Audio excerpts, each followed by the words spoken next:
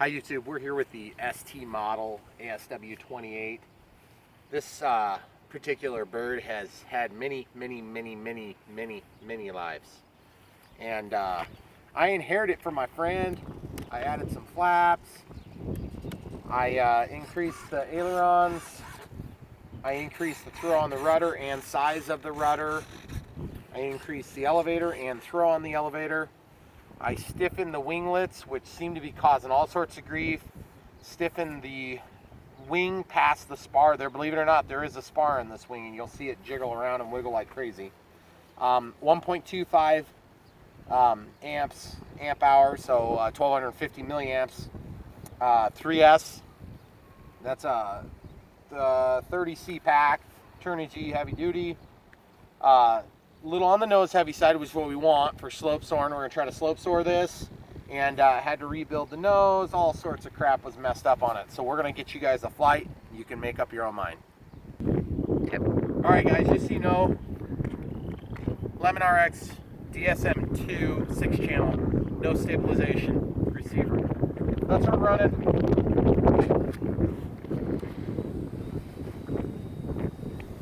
No stabilization at all. I'm out of the flaps. I'm just testing control surfaces now because I made some changes, and so far it feels way better. Those winglets aren't reverberating like they had been.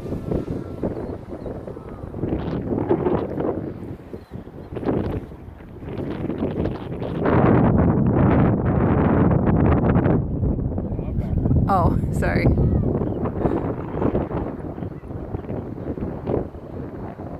doing a lot better in this wind than she ever has. Still got that hokey tip stall tendency.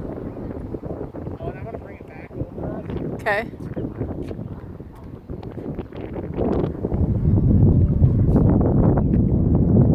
Take off flaps, deploy.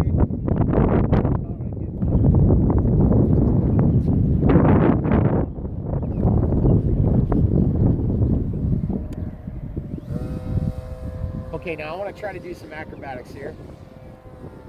That's full rudder and full aileron. It's got enough roll authority to make a roll.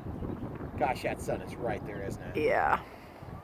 I wish I could reposition. Why don't you come around and go at a different angle and see if you can get away from where it's right behind you. Full landing flaps here just to show you how effective or ineffective they are depending on how you're looking at it. You can actually slow the plane down quite a bit, but it's not without some sacrifice, let's put it that way. Oh, and then the elevator, you see how much flex there is in the wing? It's kind of nuts, actually, how much it flexes.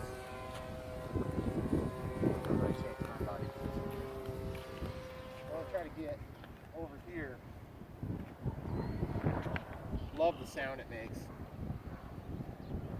I've had the Lanyo Hobby King 2.54 meter ASW 28, and that plane is a real good plane. I mean, it's a project plane, just like most Hobby King planes are, but it's got a really strong frame, strong butt for giving. Takeoff flaps are on now. Just try to make it past the basketball court here into the wind. Looks like we're not quite enough wind to keep it aloft. I'm doing a barrel roll here, a little upside down fly for you guys. Yeah, see, it's not quite enough up elevator authority to keep the thing upside down. We'll fly upside down, but just not real excellent performance. I'll tell you what, though, those changes I made have really improved it. It feels a whole lot more solid. And to be honest with you, I really feel like it's good. That's beautiful. Look at it just sitting there. Still has a really nasty tip stall tendency. Why don't I bring it in here and we'll see if we can do a landing. Why don't you try to film from down the hill, and then you'll be not filming into the sun.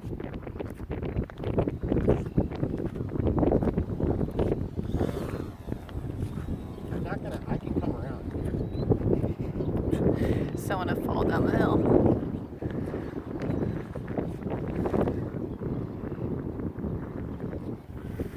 That was just to show you some of the tip stall tendencies there. This little dinky hill is not quite enough to generate a lot of uplift, but it's enough to slope soar if you have a really strong wind. And it's just we've been blessed, if you can call it that, with a lot of strong wind the last few days. And normally for RC pilots, that's just horrendous. It just ruins your day. But when you're able to slope soar, it's great.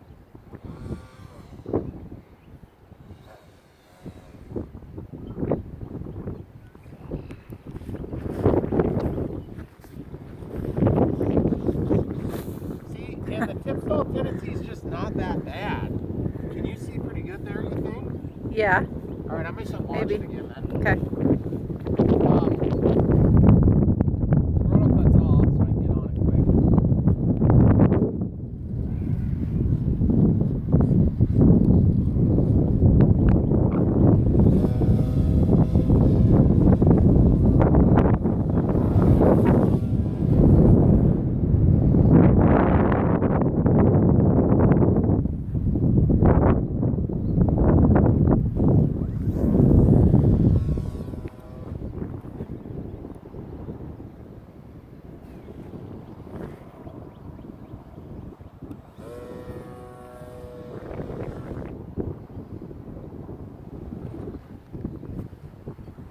Man, that sun burned my eye really bad on that one. That's why I went way wide, so I could get my vision restored. Sorry, I didn't mean to scare you. No, you're good.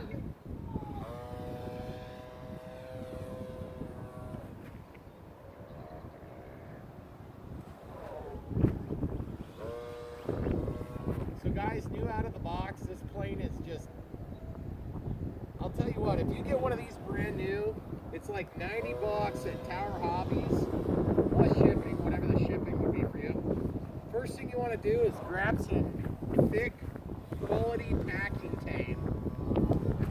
Viper reinforced is probably a little heavy, but you could use it if you had it. And what you're going to want to do is you're going to want to take the leading edge of the wing all the way down, and then you're going to want to take and just work it back all the way to about halfway up the wing, and you will drastically improve the flight performance of this plane.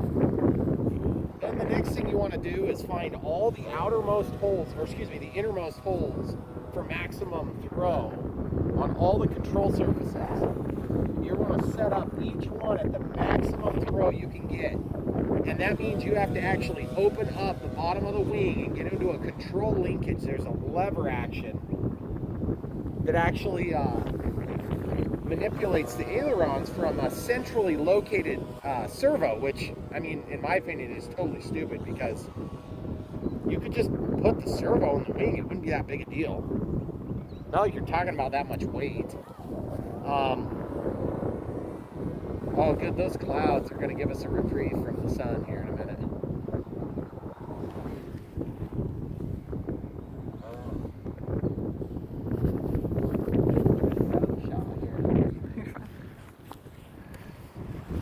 I'm fearful that once we go into the shade, we're going to lose our wind, which sounds like a stupid thing to say.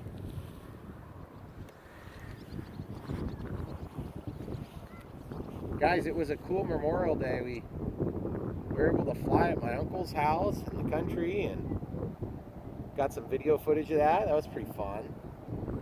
Didn't crash into anybody's house. It's always a good day.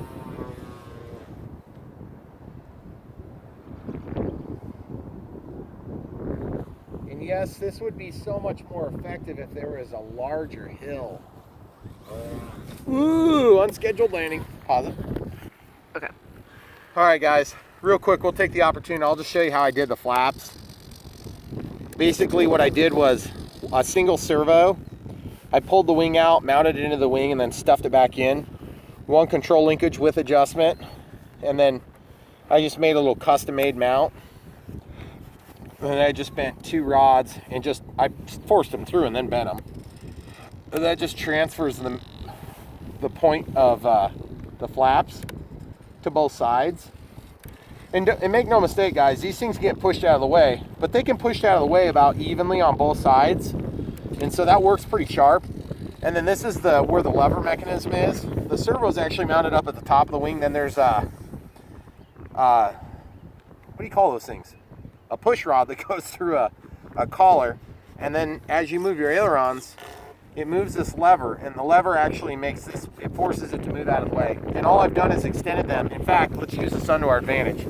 Can you guys see those little lines? Mm-hmm. Those are the little shafts, the spars that I use. And I did the same thing up here. I don't know if you can make out, but this is balsa wood, 2 thick plied. And then this is just a piece of plastic that's knifed in 1/8 of an inch. And then on the winglets, or the sharklets, if you want to call them that, these things are this is an all EPO model, and it's super flexible. So I glue this like a CD case, the dividers that go between your CD-ROMs, and then I wrap the front. I also took a bunch of toothpicks and glued them in, and then I used one big bamboo skewer that gets me into where the wing spar is. And you can see how I did the tape. But if you don't do those things, it'll fly, but it just flies crappy, like really crappy. So you're going to be disappointed. It's going to be tip stally as all get out, like that. But you should see how bad it was before, because it was atrocious before. And this wing is still way more flexible than you would expect it needs to be. But let's just be honest, guys, I kind of like the flexibility of the wing. I think it looks cool when that thing flexes under load. It looks real. Oh, reprieve is coming.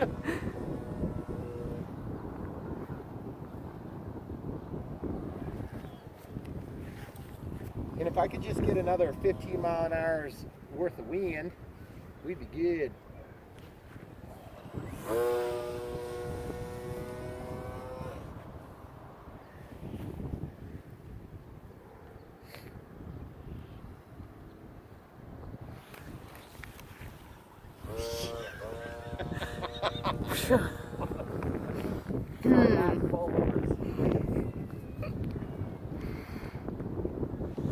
Yes, now we can finally see it.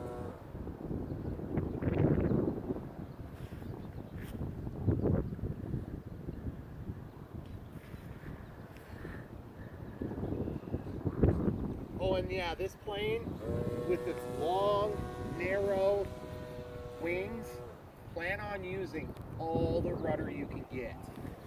You will absolutely be using rudder. Almost every time you do something in this plane, you're going to be using rudder and aileron. Unless you're trying to correct during landing, then you'll just use your ailerons.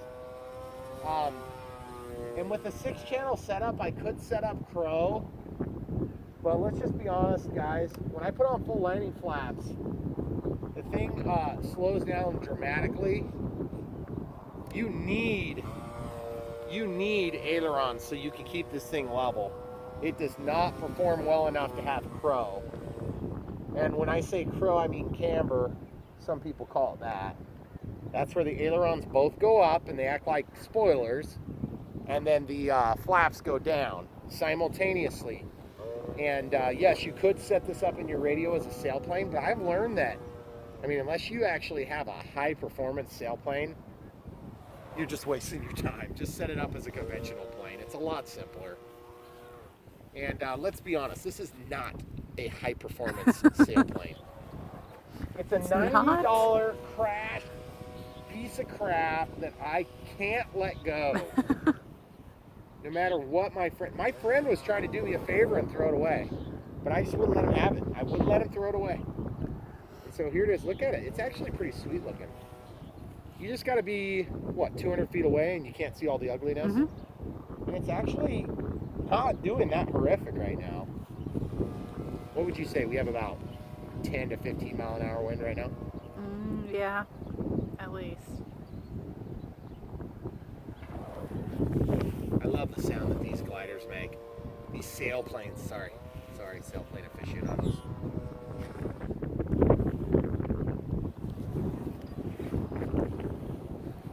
And there's just, I mean, you gotta admit, there's tons of drag and extra weight and stuff on this.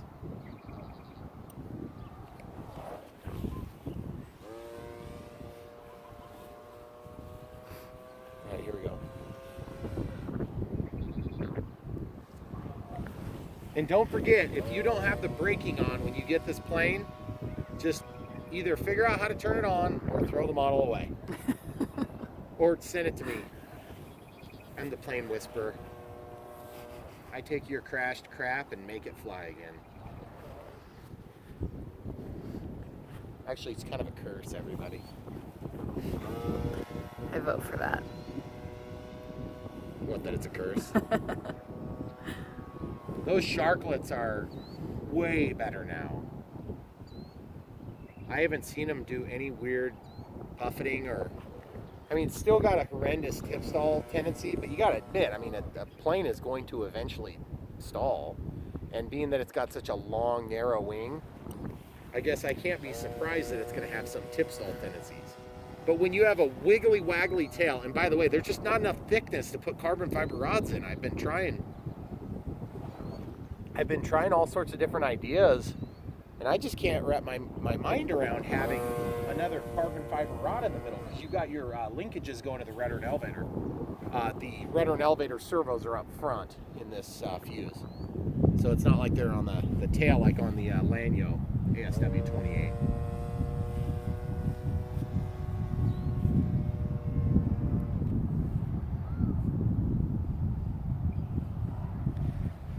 Having those larger ailerons makes a really big difference, and that incidentally comes off of a Depron foam MiG 22. Is that what it is? MiG 29. MiG 29 kit that my friend had picked up for me in Kansas City, Missouri, at some little mom and pop shop, from what I understand. I didn't buy it, so I don't know.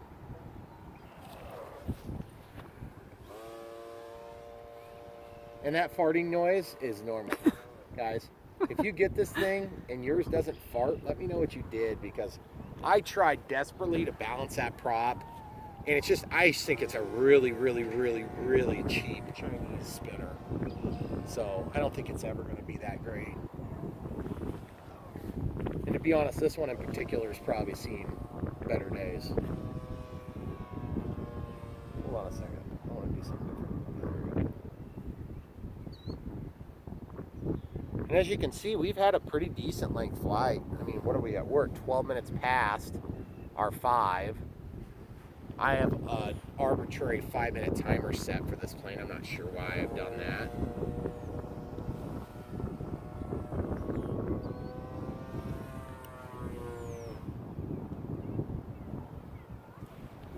And the funny thing about this plane, you'll find out if you get it new and out of the box, this ST model, ASW 28, which I believe is a 2,000 millimeter, but I am not 100% certain on that, is that this thing likes to fly fast, but yet when you fly it fast, the wings will buff it so badly that you won't be able to even continue flying. It will flap its wings like a bird, and you'll say, what the heck is going on? Now, you'll be able to glide slow, like maybe this fast if you're lucky. But those wings will begin to buff it, and you're going to be like, this thing is a turd. I wasted 90 bucks. Which I am scared to death. I have an Arcus M that's beautiful. It's about $150 price point. It's sitting at my house waiting to be opened. And I'm being disciplined and getting this one up to speed before I open it. But I'm just scared to death because they're both ST models, which is like Sheng Teng, or whatever Chinese way of saying that there is. That's what ST stands for. Hmm. Yeah. It's like most of the Chinese companies, they're all like on floor 37 of, you know, building XYZ 1, 2, 3. Everything's in high rises. It's probably in the same sector. Man, that thing sure looks nice up there.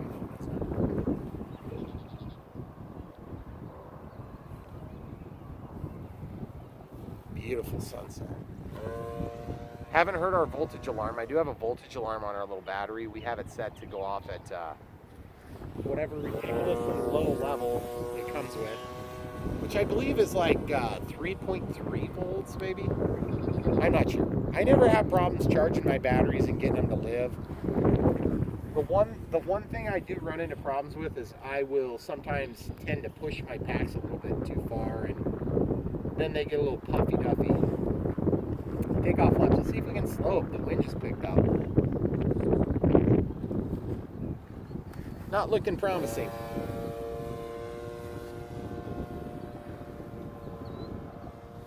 Right through the sun, sorry. Can't avoid it. It's seeming a little weak, isn't it? I don't know. Is it? It seems weak. Well, maybe it's not. There it is. I got my first beat finally.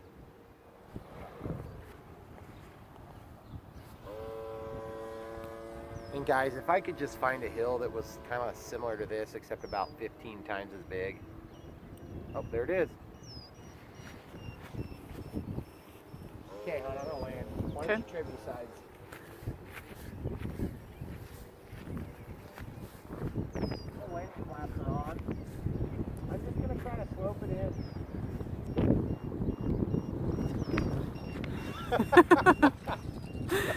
Guys, that's why you don't need crow on this model, because if you had crow, I would have been wearing this thing as a hat, and it would have been awesome. Thanks for watching. Don't let your plane get this bad. Just give it to your buddy that knows how to fix them before it gets this bad. Don't forget to like and subscribe.